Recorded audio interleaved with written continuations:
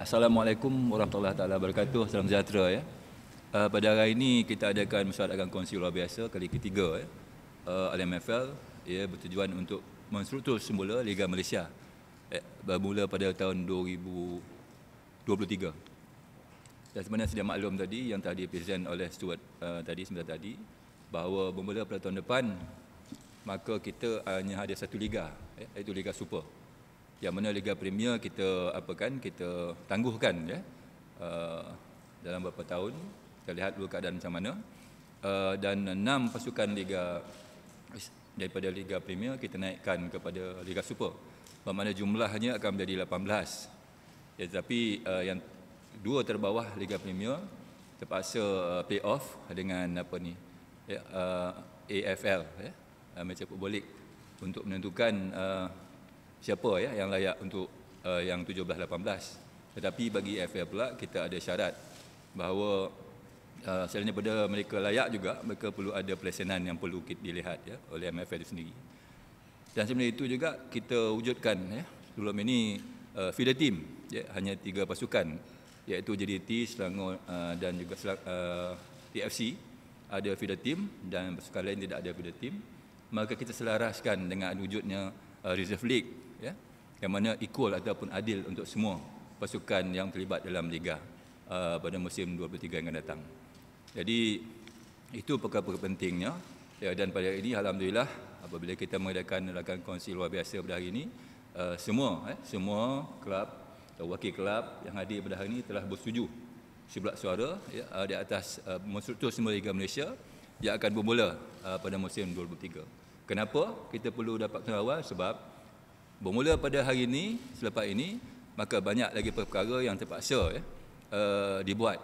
Workshop yang terpaksa dibuat dengan kelab-kelab untuk mengenal pasti mungkin ada kelemahan ya, dan kita akan perbetulkan seberapa baik yang mungkin.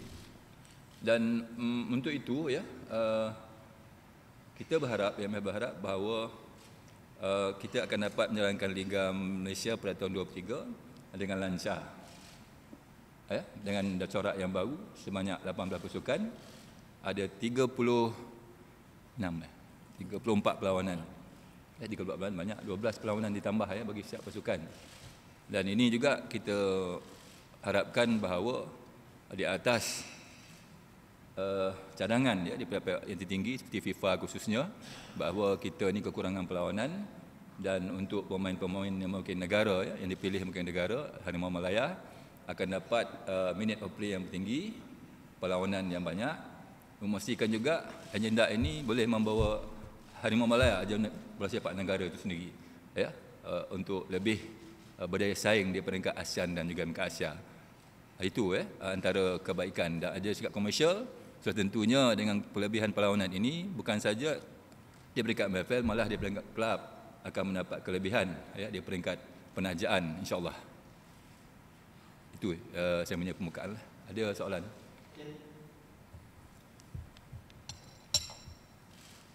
Semua dah tahu kan? Presentation dah buat kan?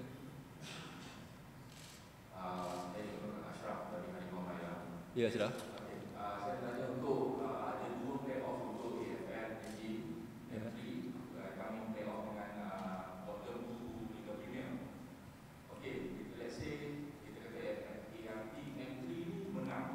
Ya. Ya.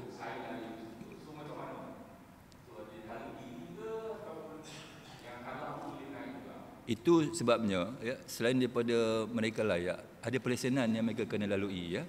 Pelaksanaan ini basic saja, dia bukan seperti pasukan Liga Super dan Liga Premier sekarang ni ya, yang begitu detail berkenaan dengan syarat-syarat pelaksanaannya. Tetapi di peringkat AFL ni sebagai basicnya mesti ada dari segi keuangan, dari segi stadium kat mana ya, kesiapan mereka, pengurusan mereka, dari segi dia punya hierarki pengurusan ada dan sebagainya, kena mereka mengkomplit itu. Kalau tidak akan dibawa ke meja mesyuarat lembaga pengarah ya, kita akan buat putusan ya, bagaimana nanti ceritanya.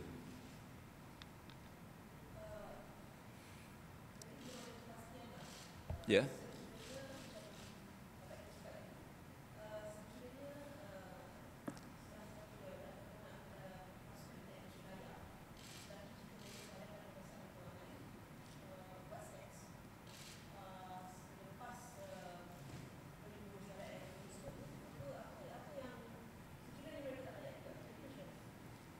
Maka kalau AFL itu tidak layak, saya rasa ada pasukan-pasukan yang dah bersedia juga dia dengan AFL. Kita akan menimbang semula tentang pasukan yang 17 dan 18 untuk terus kekal dalam Liga Super lah. Ya.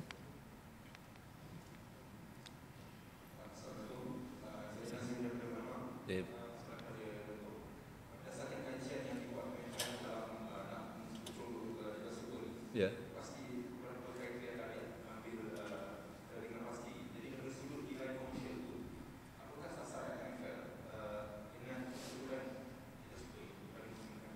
Ya, itu kita masih lagi tak boleh beri jawapan sebab sekarang ni baru confirm baru kita endorsekan bahawa tahun depan akan Liga Bercorak baru.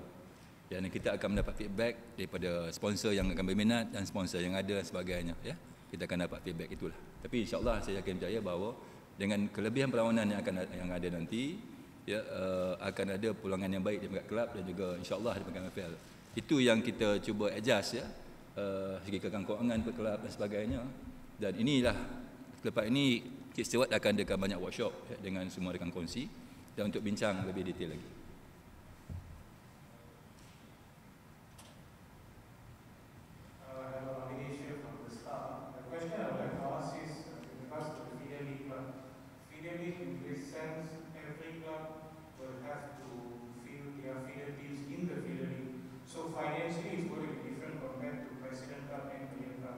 So when you had discussions with the clubs in terms of this development, what was the response like? And yes, at the end of the day, when you want to have this kind of big financial aspect of it, will always be discussed, will be scrutinized. So how was that discussion like? And yeah, I mean, in the grand scheme of things, obviously finances will be always spoken about. So, you know, how will that discussion move? Yeah, we understand about that. Ya, bukan masalah yang dihadapi oleh some of the clubs. Financial sebagainya. That's why lepas ini workshop ini akan membincangkan. Pada dasarnya ya semua telah bersetuju untuk menstruktur semula liga yang mana tidak ada Liga Premier, 18 dalam Liga Super. Ya. Salam. Ya.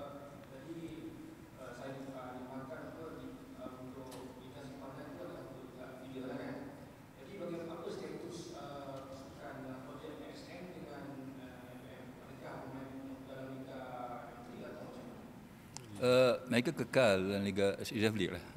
Ya, kita bagi dia ada tempat dalam Reserve League. Ya. Sebab ini projek FAN MSN yang mana pemain ini adalah merupakan macam skot pembangunan ya. Dia peringkat FM itu sendiri.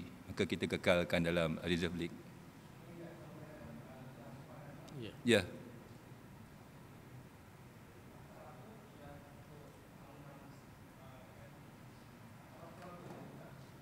Macam mana?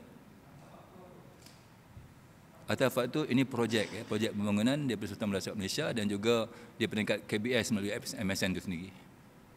Kalau tengok age group dia pun, age group dia pun graduate daripada AMD kan. So memang dia should be playing in the under 23 league for that adaptation. Ya? Kemungkinan. Tapi ya. Macam mana? Mungkin ada 19 pasukan. That's why I said the format terakhir kita akan tentukan bila kita dapat review everything. Yeah. Ada juga permintaan daripada organisasi lain yang nak join juga Reserve League. Maybe universities tahun depan pun nak. Okay. So format dia kita akan tentukan nanti. Ya. Dia tujuannya untuk kita mengadakan pelapis lah ya. Untuk menyemarakkan bola sepak negara lah ya. Pasal pelapis ni penting untuk kita sediakan. Kita tak ada gap satu hari nanti kita gap bila pemain-pemain yang boleh tak ada yang datang support ataupun vacuum tu besar. Jadi ini tujuan dia ya untuk 23.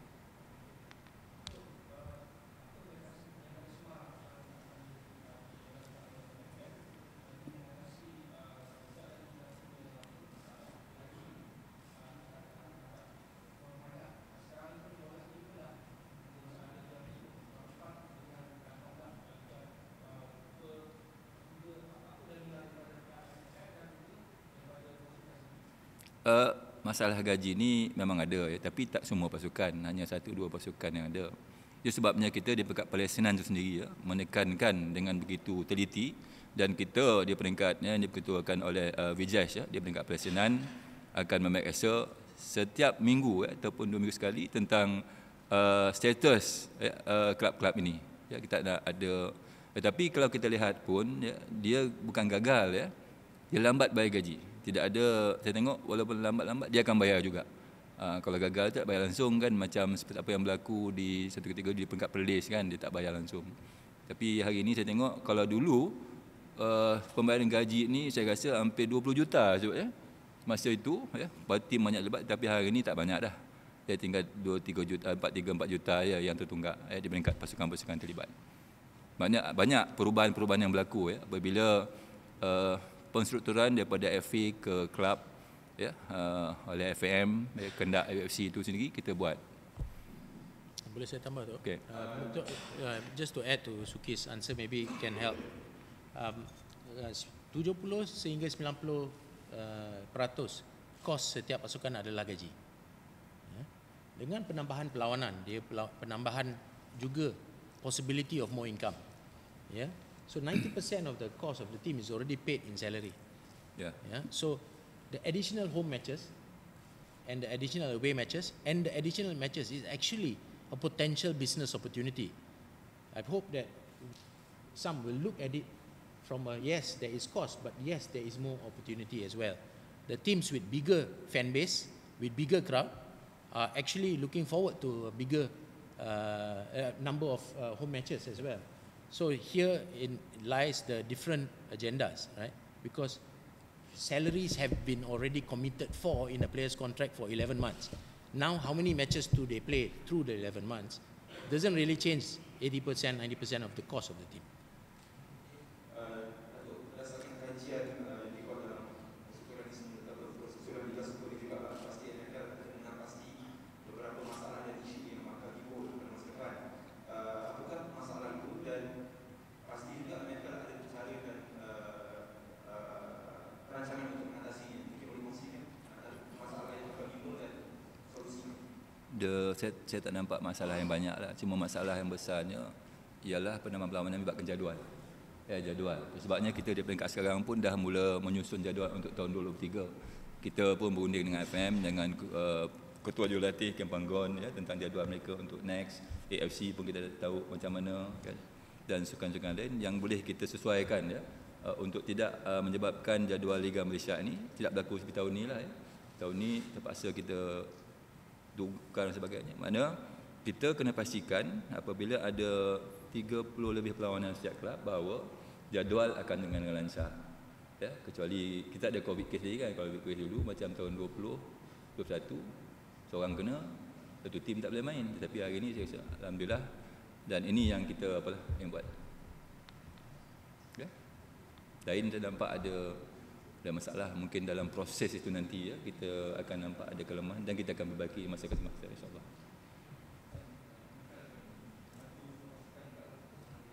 Ini pentingnya workshop yang akan diadakan dengan kelab mereka akan bagi info kepada MFL dan sebagainya insya-Allah.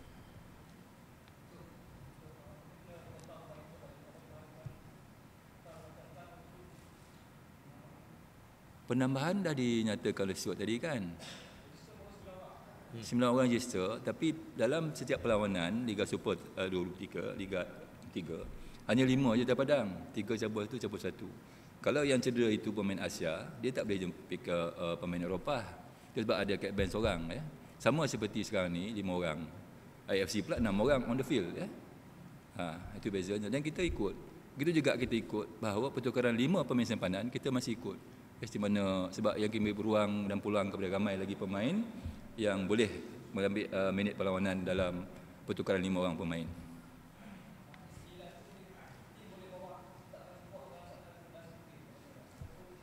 Sembilan dia kata Stuart dalam presentasi. Kalau tak boleh 9, jangan ambil 9. Tak mampu bayar gaji. Jadi berapa kemampuan mereka itu penting. So dalam registration 32, 9 boleh register dalam 32 tersebut. Pada hari perlawanan hanya 6 boleh didaftar, 5 atas padang, 1 on the bench. Dia boleh masuk lah menggantikan foreign player. Tahu lah.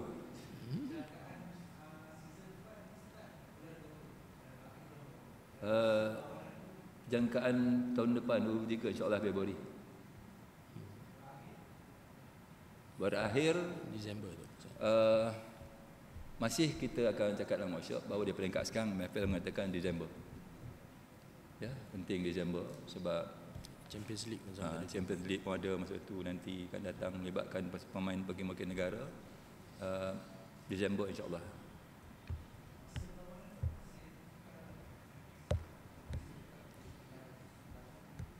Itu dalam workshop lah. Kalau Stuart nanti mengatakan why not kita main 5.5, 5.45, ramai yang setuju kan?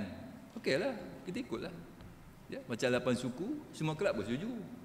Kita cakap 8 suku sebab apa?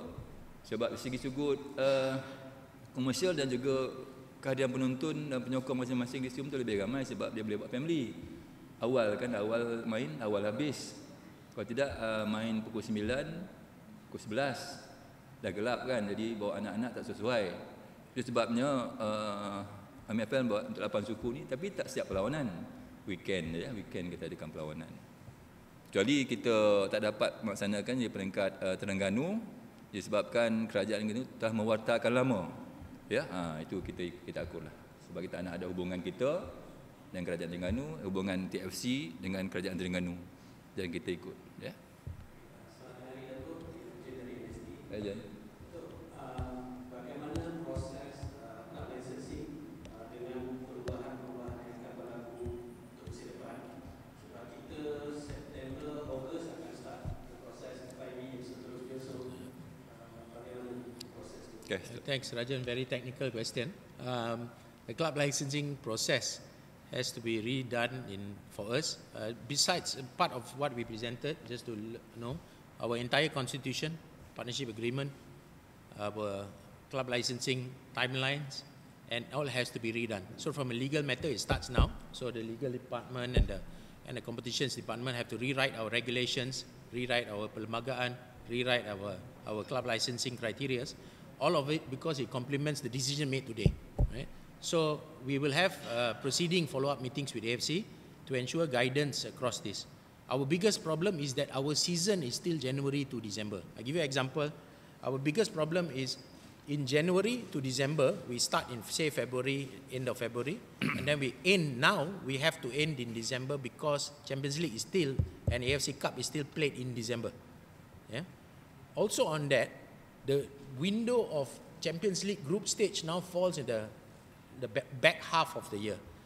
Because of all of this, we cannot define when AFF Suzuki Cup is going to be. Normally it's at the end of the year. Now if the AFC calendar ends in December, means AFF calendar might start in January. So Suzuki Cup finishes when? When does the teams have post and pre-season? When the players rest? And then when do we start?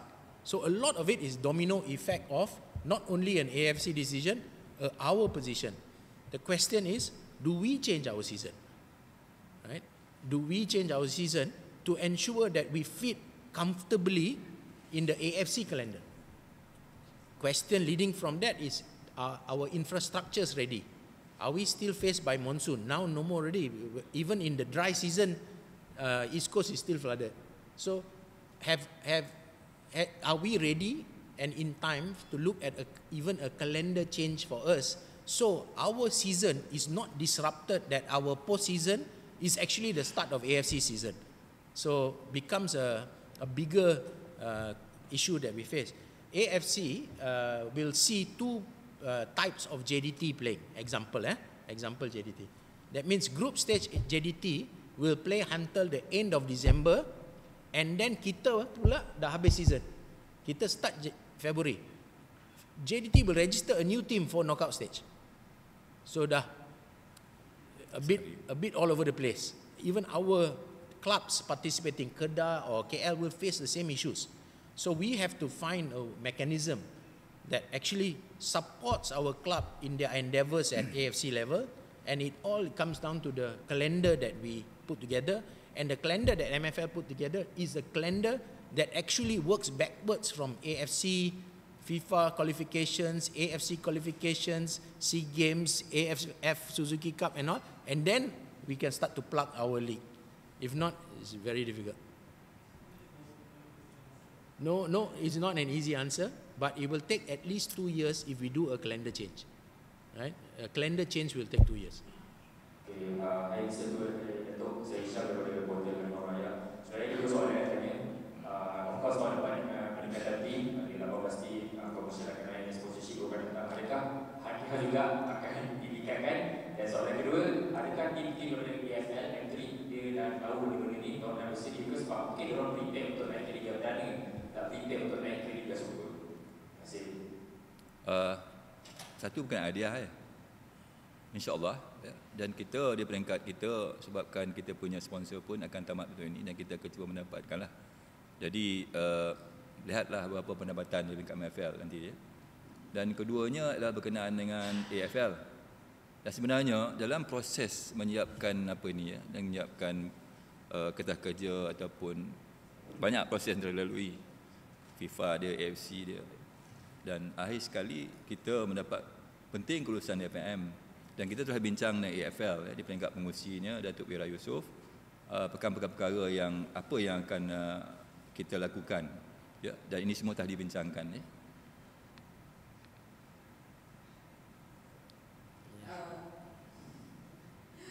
Okay, right. Boleh tak MFL bagi satu ketetapan berhubung dengan status pemain naturalisasi untuk musim 2023 dan saya nak tahu juga apakah status untuk pemain Sri Pahang Lita dan juga Nak saya Nah, status naturalisasi letak dengan Aguero. Biasanya. oh okey. Dia mengenai dalam perlembagaan MFL manual ya. Okey sebab. Terima kasih Datuk. Pasukan Sri Pahang FC telah kemukakan surat kepada MFL untuk kemukakan perkara ini ke ahli lembaga pengarah. Ya. Dan setelah ahli lembaga pengarah berkumpul dan mendengar kes atau rayuan daripada Pahang, kita akan kemukakan statement resmi selepas itu. Disebabkan perkara ini masih di dalam proses antara MFL dan Sri Pahang. Tetapi saya boleh katakan di sini proses antara MFL dan Sri Pahang is going on very smoothly. Disebabkan perkara yang sedang dibincang memang ternyata dan termaktub di dalam manual. Bukan perkara yang dicipta tetapi memang dah wujud. Dengan itu pemahaman daripada Pahang dan pemahaman daripada MFL juga sama dalam hal ini. Tetapi Pahang juga mempunyai kehendak mengenai perkara ini dan kita sedia mendengar. Surat tersebut telah diserahkan kepada Sekretariat dan saya telah serahkan kepada Datuk Presiden dan ahli lembaga pengarah akan mendengar kes ini dalam masa terdekat.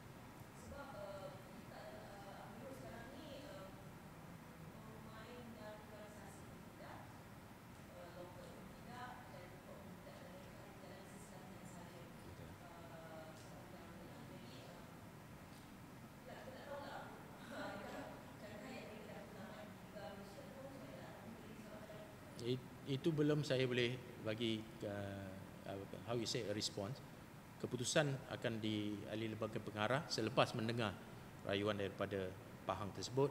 Dan apa yang saya boleh katakan, kalau baca manual you will know the status.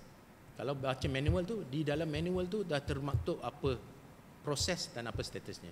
Dan setelah dikemukakan surat daripada Pahang, kita daripada MFL dan ahli lembaga pengarah terbuka untuk mendengar kes ini daripada Pahang.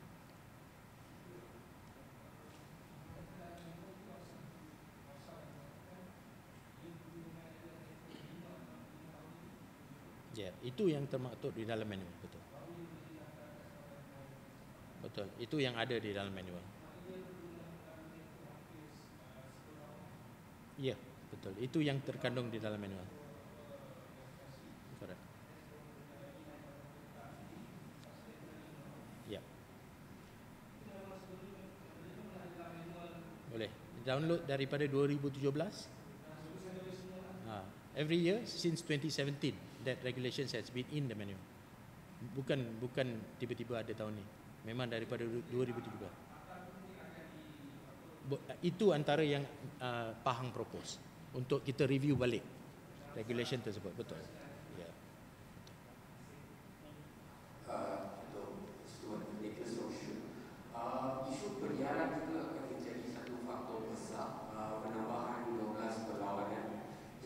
dari pihak MFL, adakah MFL sudah mendapatkan komitmen dari rakan penyiar, nombor satu, dan yang kedua, adakah kita bakal melihat lebih rakan penyiar yang masuk untuk saingan musim depan?